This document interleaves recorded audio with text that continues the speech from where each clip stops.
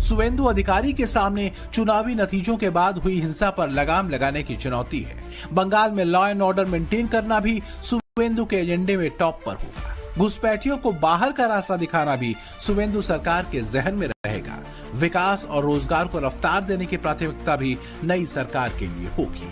पश्चिम बंगाल में बगैर किसी विवाद के सरकार कैसे चलाई जा सकती है, शुवेंदु को ये करके भी दिखाना होगा।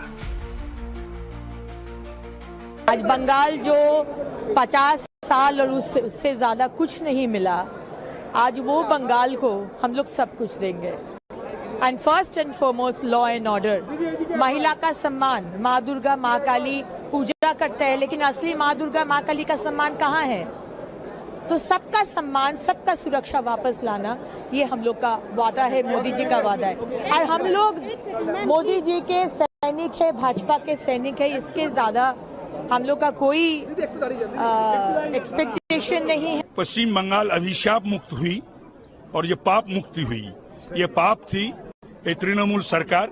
मानिकतला भी पाप मुक्त हुई और अभी मानिकतला और पूरा पश्चिम बंगाल ये जो तोलाबाज सिंडिकेट राज और गुंडागर्दी ये सब खत्म हो गया। ये हम सब मिलकर खत्म करेंगे इसको। नहीं, ये भाजपा का ही क्रेडिट है, प्रधानमंत्री नरेंद्र मोदी जी का है, अमित शाह जी का है और हमारा जो लीडर है शुवेंदु जी है, सौमिकदा है, उनका है। और ये इसका पूरा ही जिम्मेदारी और जो भी इनका credit goes to the people of Uttarpara और the larger aspect people of Bengal, जो चाह रहे थे कि चेंज, वो चेंज हो। जिस बंगाल में कभी सनातन की आवाज को दबाया गया, वहां आज भगवा रंग छाया है। जय श्री राम के नारे की गूंज सुनाई दे रही है।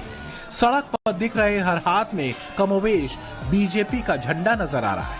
हालांकि इस तस्वीर को देखकर सवाल उठ रहा है कि रातों रात बंगाल इतना बदल कैसे गया।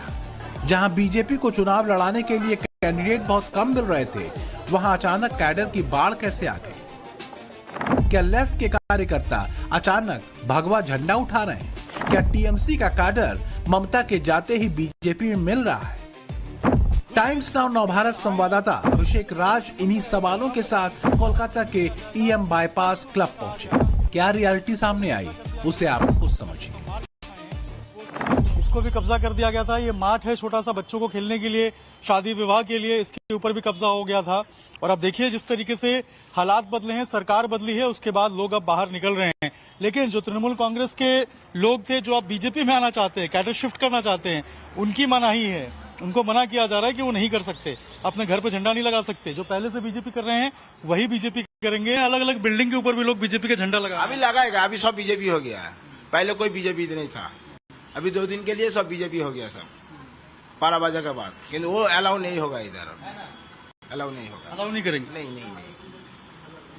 लेकिन लोग आ रहे हैं क्या आपके पास पूछना है? बोल रहे हैं घुसेगा। हम लोग नहीं बोलूंगा, आप लोग घुसो, किंतु क्लब का अगल बगल में नहीं रहेगा, कोनो झंडा नहीं चलेगा तुम लोग का। पहले क्या हाल था, अभी क्या बदला है? अच्छा है, अभी का माहौल ठीक है, ऐसा रहना चाहिए। अभी ठीक माहौल है, तो बता रहे हैं अभी ठीक माहौल है। अच्छा, आप लोग भी यहीं के रहने वाले हैं? हाँ, मैं यहीं के रहने वाला हूँ। तो क्या आप किस पार्टी से थे? मैं भी बीजेपी सर।